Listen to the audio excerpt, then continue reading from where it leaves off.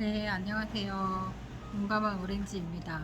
오늘은 제가 뉴스를 보면서 여러분들과 나누고 싶은 기사들 5가지를 함께 공유하는 시간을 갖도록 하겠습니다.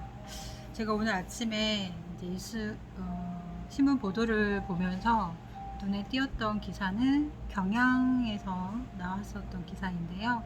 서지원 검사와 변영주 감독님, 영화 감독, 또 이제 하펠트 그 가수분이 함께 이제 디지털 성범죄 등에 대처해 갈 수 있는 전문위원회 발족을 한 것에 관한 기사입니다.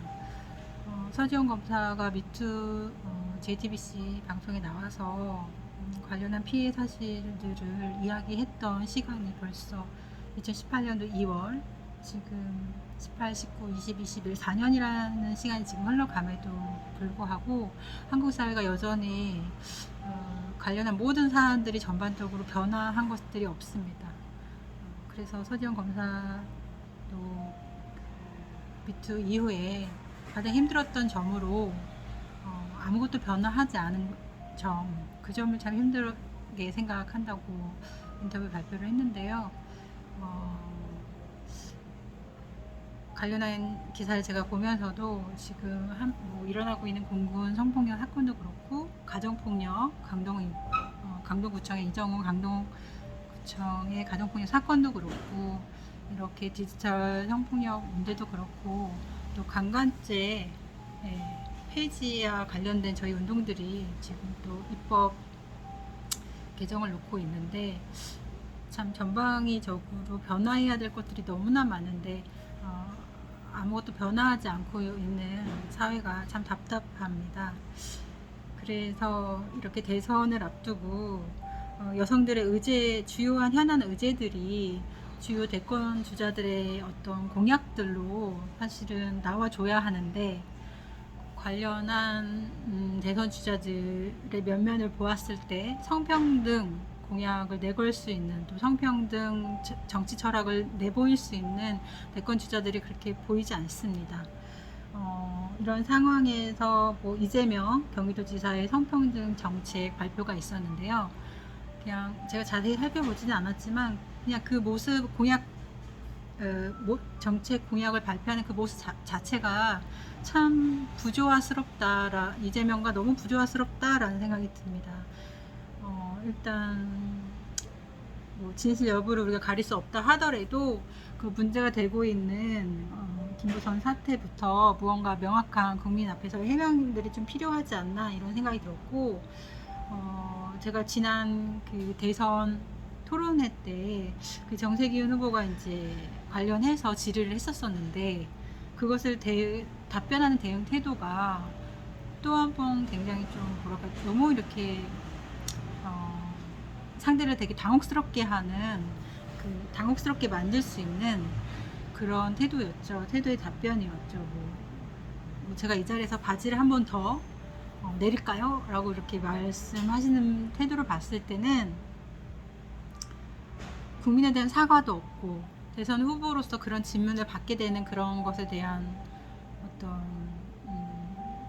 국민 앞에 송구스러워하는 그런 태도도 없이 너무 거침없이 상대를 더 당혹스럽게 할 만한 그런 답변 태도를 보여서 저는 이제 그런 지점들이 이재명 그 대선 후보가 사람들에게는 굉장히 속도감 있는 무언가 해결사 같은 느낌을 주어서 호응을 얻고는 있지만 저는 그 점이 오히려 바람직하지 않은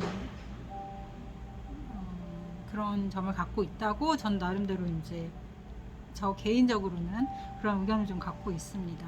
기본소득 정책도 그렇고 우리가 그동안 복지국가를 만들기 위해서 시스템적으로 그러한 복지국가를 만들기 위해서 굉장히 많이 노력을 해왔는데 그것을 이제 실현할 수 있는 재원이 부족해서 정책안들이 많이 마련이 되어 왔지만 실현되지 못하고 있었습니다. 그런데 그런 것들을 한 번에 그냥 뒤집기식으로 어떤 지속 가능성에 관한 염두도 없이 전 국민에게 대권의 표를 파는 행위, 1인당 25만원, 뭐 30만원, 그저 대통령이 되기 위한 매표 행위로밖에 보이지 않아서 처음부터 굉장히 많이 그 기본소득 그 공약이 굉장히 불쾌했거든요. 어, 그래서 이제 이재명과 성평등 정책과 관련한 이제 구조화가 조금 연결돼서 저는 이제 생각이 좀 들었고, 또 한편으로 또 이제 되게 우스꽝스러운 야권의 그 대선 토론회가 그 비전 발표회로 변경이 되는 뉴스를 보면서 참 우스꽝스럽다라는 생각이 듭니다. 국민의힘이 윤석열을 위한 정당은 아니잖아요. 근데 그 윤석열을 위한 맞춤형 그런 비전 발표회를 한다는 것은 참 정당이 하나의 후보에게 너무 매몰되어 있다라는 생각이 듭니다. 그렇게 해서 윤석열 그 후보가 대통령이 된다고 한들 우리나라에 발전이 있겠습니까? 뭐가 있겠습니까? 그래서 참 국민의힘의 그 비전 발표회는 대선 토론회를 비전 발표회로 바꾸게 된 그 내용은 참 우스꽝스럽게 좀 다가왔다라는 그런 저의 개인적인 생각이고요. 또 저희가 이제 지금 이정훈 그 강동구청장 아내폭력 사건과 관련해서 그렇게 후속 보도들을 제가 이렇게 계속해서 보는데 8월 6일 날 형사 입건에 관련된 뉴스 외에는 후속 보도가 참 없어요. 근데 지금 보니까 그 D-라이브 서울 경기 D-라이브 채널에서 올라온 뉴스가 짤막하게 있는데 제가 좀 뒤늦게 발견을 했는데 그 강동구에 있는 정미옥 의원이 관련해서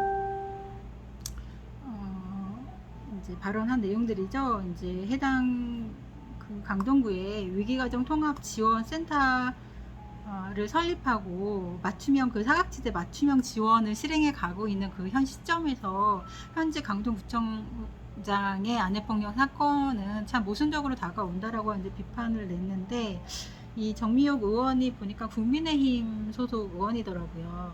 그래서 저는 뭐 국민의힘이나 민주당 그 두 거대 여야 정당을 응원하지 않고 있기 때문에 이 비판이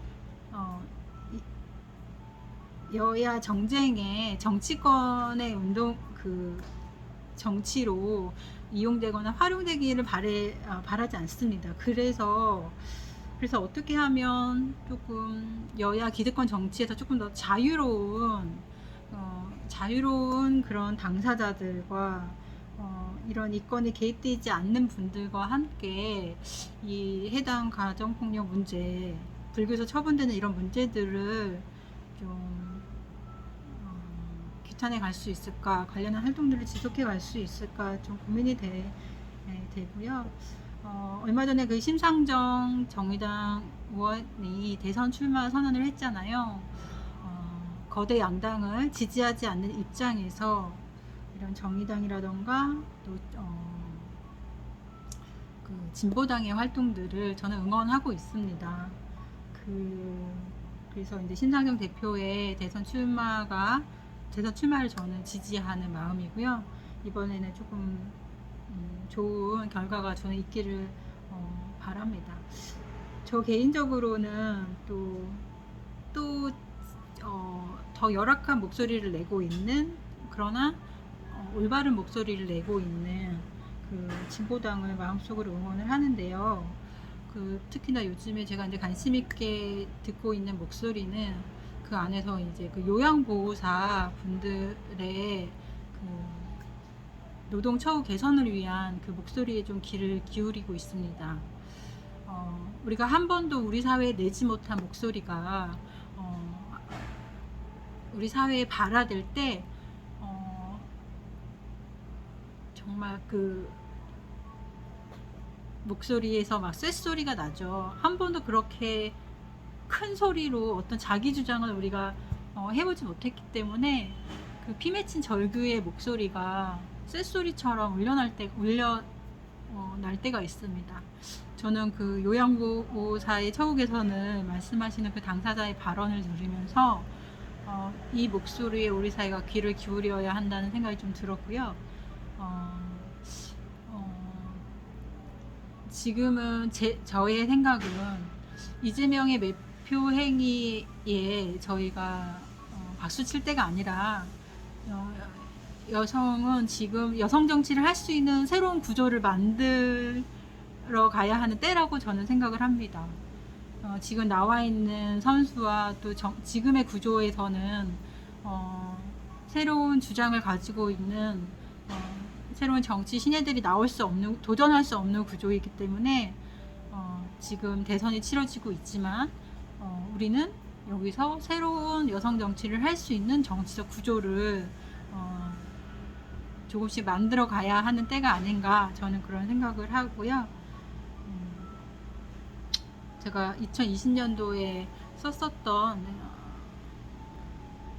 그 페이스북 메모 글에 보면 말과 행동이 이루어내는 그 페미니즘의 힘, 정치적인 역동의 힘, 그것이 이제 우리 사회를 바꾸어 갈 것인데, 2040년이 되면 저희가 이제 1인 가족의 우리나라 전체 가족 구성에 있어서 1인 가족 구성원의 수가 전체 4인 가족의 구성원보다 그 가족 구성의 바디 형태가 더 커지는, 그야말로 1인 가구의 시대가 도래합니다.